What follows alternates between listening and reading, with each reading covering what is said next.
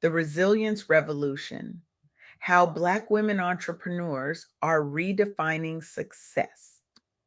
Good morning, everyone. Thank you for joining me today for what I promise will be a conversation that challenges everything you thought you knew about entrepreneurship, resilience, and the future of American business. I recently had the extraordinary privilege of sitting down with Daisy Banks, a visionary whose work is fundamentally reshaping our understanding of economic power in America. Daisy isn't just documenting change, she's catalyzing it. Through her groundbreaking research and community building initiatives, she has illuminated pathways that have helped thousands of Black women entrepreneurs transform not just their own businesses, but entire economic ecosystems. Her revolutionary approach to mentorship has created ripples that extend far beyond individual ventures, lifting entire communities from Chicago to New Orleans, from Atlanta to Oakland. What I'm about to share with you might fundamentally alter how you think about who drives innovation and growth in our economy. It certainly transformed my perspective. We often hear stories about barriers, obstacles, and challenges. Those stories matter, they're real.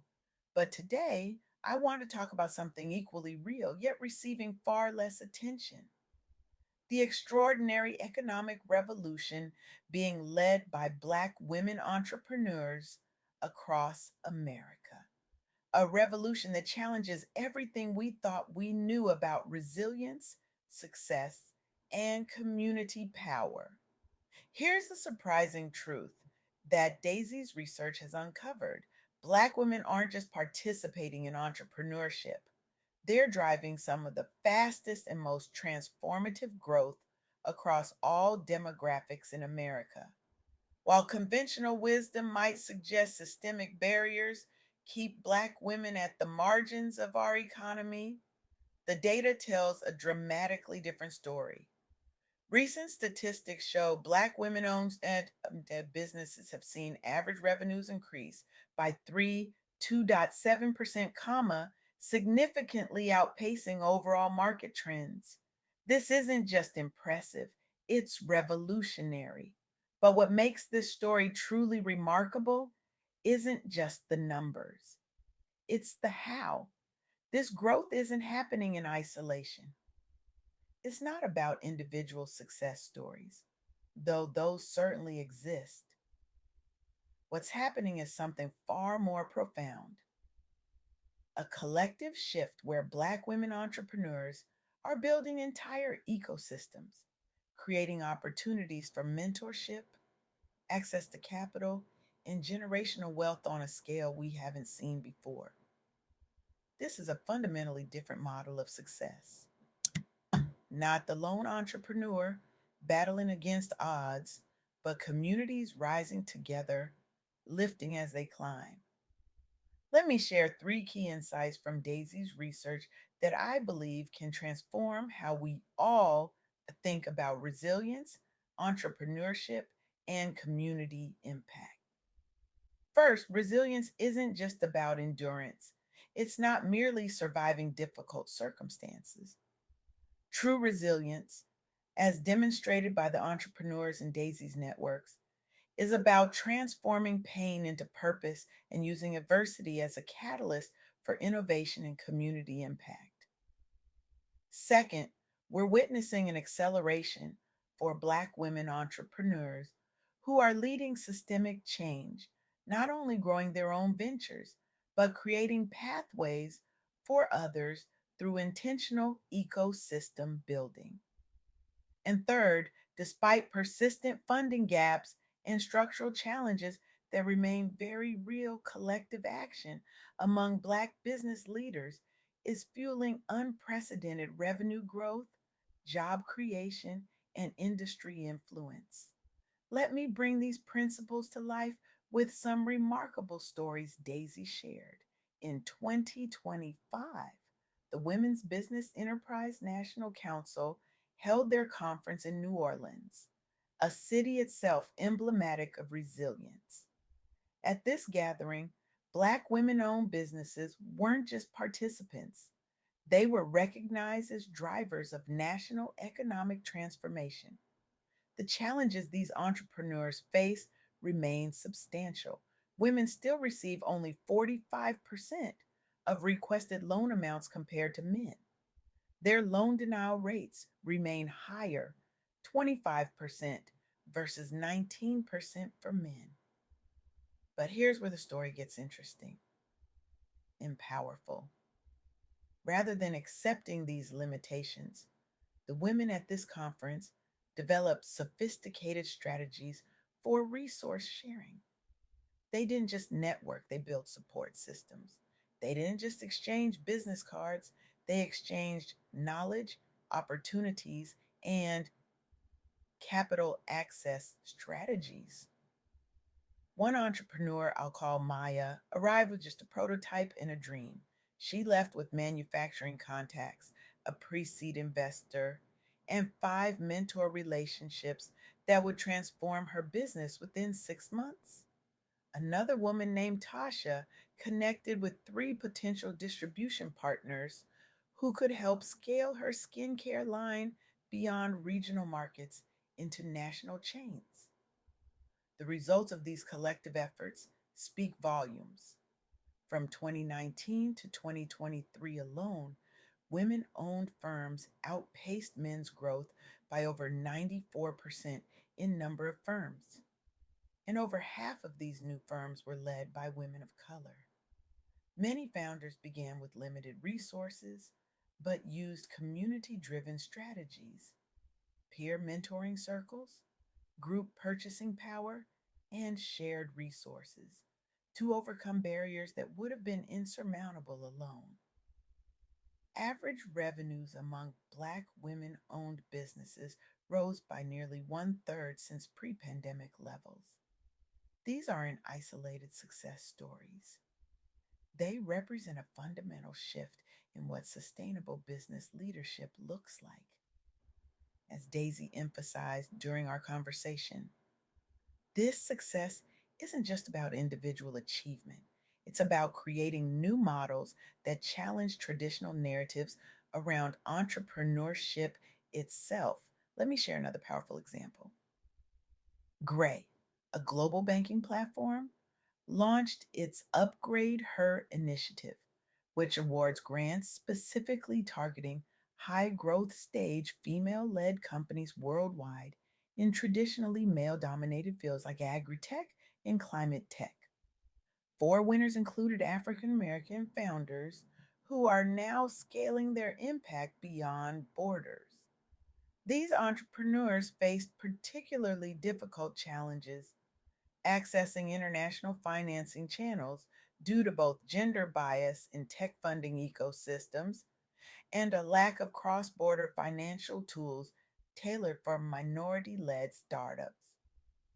The solution? Equity free grants paired with borderless banking solutions allowed recipients to scale rapidly without diluting their ownership or navigating complex venture capital landscapes. Winners reported accelerated market entry into new regions, and their visibility inspired hundreds more applications from underrepresented geographies in the next cycle. One founder, Kendra, started with a $5,000 microloan and a brilliant solution for sustainable irrigation. 3 years later, after participating in the Upgrade Her program, her company operates in 4 countries and employs 23 people.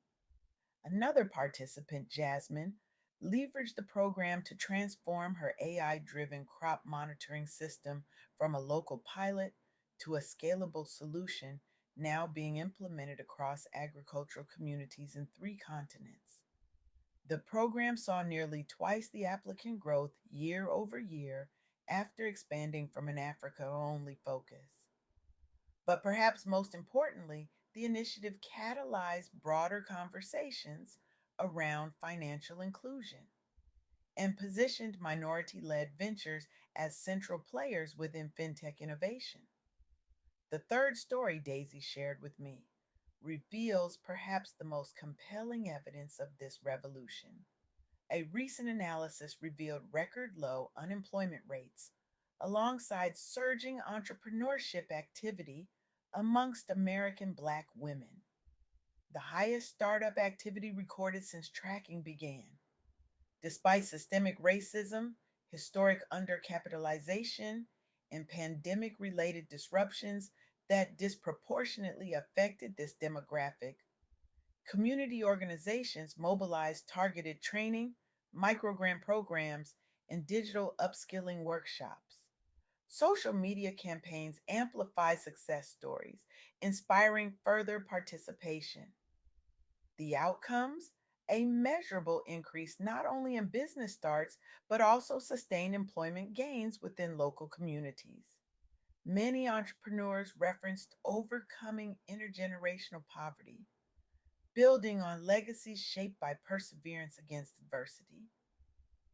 Multiple six and seven figure enterprises launched post pandemic, with several citing national recognition via media coverage boosting their brand reach. The surge has redefined perceptions, highlighting entrepreneurial leadership among Black professionals as essential drivers within America's recovery narrative. What's particularly striking about these examples is how they challenge our conventional understanding of both entrepreneurship and resilience. Traditional narratives often frame resilience as an individual trait, the capacity to bounce back from adversity. But what Daisy helped me understand is that true resilience is communal. It's about creating systems and structures that allow entire communities to thrive. This isn't just a feel good story, it's a fundamental reimagining of how economic growth happens. And it has profound implications for how we think about supporting entrepreneurship in all communities. The question becomes, what can we learn from this model? How might these insights transform our approach to economic development, community building, and entrepreneurship support? First, we need to recognize that the most powerful interventions aren't always top down. Sometimes they emerge organically from within communities that have historically been marginalized. Our job may not be to create solutions, but to amplify, support, and learn from the solutions already emerging. Second, we need to rethink how we measure success. Individual achievement matters, but so does collective impact. How are entrepreneurs lifting others as they climb? How are they transforming not just their own circumstances, but the ecosystems around them? And third, we need to acknowledge that resilience isn't just about surviving difficult circumstances, it's about transforming them. The entrepreneurs in Daisy's research aren't just enduring challenges, they're using those challenges as catalysts for innovation and community impact. So I challenge you today, how will you apply these lessons in your own sphere of influence? Will you continue to perpetuate models of success that celebrate the individual at the expense of the community? Or will you embrace this revolutionary approach that understands true power lies in our collective capacity to transform systems? The revolution Daisy has documented isn't happening somewhere else in some distant future. It's happening right now all around us. And we all have the opportunity, no, the responsibility to participate. Will you stand on the sidelines of history or will you join this resilience revolution? Will you measure success by what you alone achieve or by how many others rise with you? Will you use your resources, your platform, your voice to create spaces where others can thrive?